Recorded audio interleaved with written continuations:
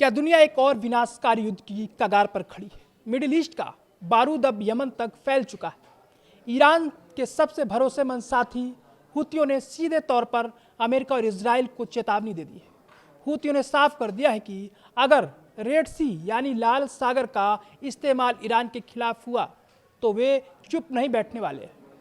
नमस्कार, मैं सौरभ शुक्ला और आप देख रहे हैं न्यूज़ 18। अभी खबर सामने आई है कि यमन से दागी गई एक मिसाइल ने इजराइल के बियर सेबा शहर को दहला दिया है। आसमान में बजते सायरन इस बात का सबूत है कि हुती अब सिर्फ धमकियां नहीं दे रहे बल्कि एक्शन मोड में आ चुके हैं। ये महज एक मिसाइल नहीं है बल्कि एक्सेस ऑफ रेजिस्टेंस की ओर से इजराइल के लिए एक सीधा चैलेंज है।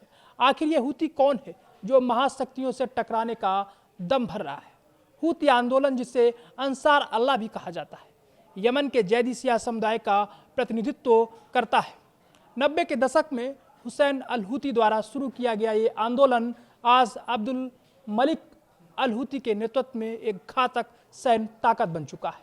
ईरान के साथ इनके रिश्ते किसी से छिपे नहीं हैं। सैन्य ट्रेनिंग हो, आर्थिक मदद हो या फिर हाईटेक हथियार, ईरान इनका सबसे बड़ा बैकबोन है। अब बात करते हैं उस खतरे की जो आपकी और हमारी जेब पर असर डालेगा। अगर हुती नया मोर्चा खोलते हैं तो उनका सबसे पहला निशाना होगा बाब अल मंदेब स्ट्रेट।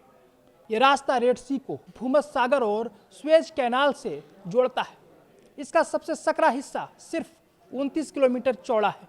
दुनिया का एक बड़ा हिस्सा इसी रास्ते से पेट्रोल, डीजल और जरूरी सामान मंगवाता है।